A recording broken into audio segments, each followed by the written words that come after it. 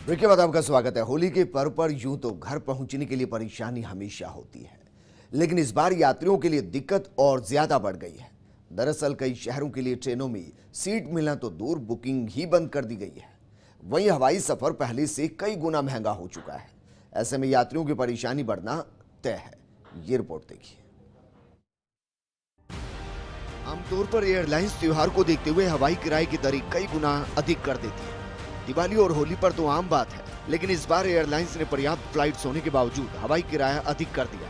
मुंबई, दिल्ली, अहमदाबाद जैसे शहरों में रहने वाले जयपुर वासियों को होली मनाने के लिए जयपुर आना महंगा पड़ रहा है।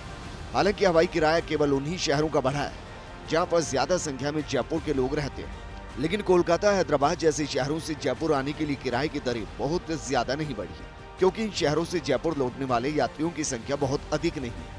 अब आपको बताते हैं कि एयरलाइंस कैसे यात्रियों की जेब काट रही है। 7 मार्च को जयपुर आने के लिए किराया 5 गुना तक बढ़ाया। मुंबई से जयपुर के लिए स्पाइस जेट का किराया 8,037 से 15,963 रुपए, इंडिगो का 11,817 से 22,685 रुपए, गो एयर का किराया 8,686 से 12,176 रुपए। सरकारी होने के बावजूद एयर इंडिया का किराया भी 20,133 रुपए है, जबकि आम दिनों में किराया 3,800 से 4,200 रुपए तक रहता है।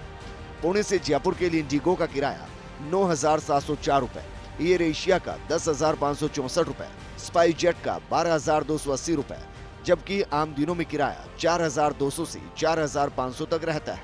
अहमदाबाद से जयपुर के लिए इंडिगो का किराया 13,054 रुपए, स्पाइस जेट का 11,197 से लेकर 12,773 रुपए, गो एयर का किराया 11,749 रुपए, जबकि आम दिनों में किराया 2,200 से 2,500 तक रहता है। बेंगलुरु से जयपुर के लिए एयर एशिया का किराया 8,347 से 10,656 रुपए, इंडिगो का 8,347 से 10,656 रुपए, गो एयर का किराया 9,538 रुपए, जबकि आम दिनों में किराया 4,500 से 4,800 रुपए तक रहता है।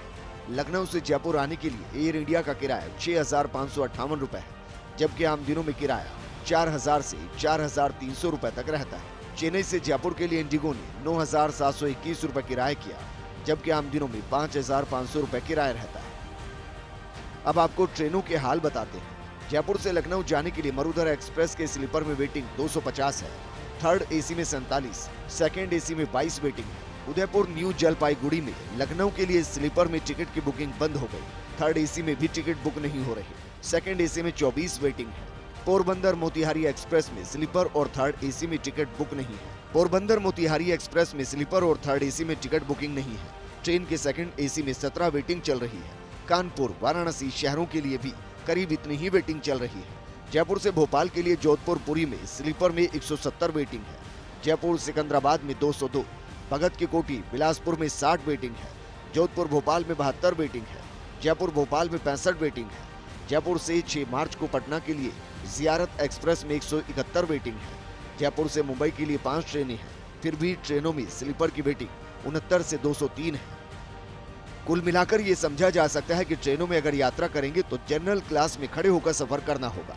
वहीं हवाई यात्रा करने के लिए जेब ज्यादा ढीली करनी होगी। ऐसे में देखना होगा कि नियामक एजेंसी DGCA एयरलाइंस की इस मनमर्जी पर क्या कार्रवाई करती है। वहीं रेलवे प्रशासन के अतिरिक्त कोच लगाकर यात्रियों को सीट मुहैया कराने में सफल होगा। Kashiram Chaudhary, first India news, Jaipur.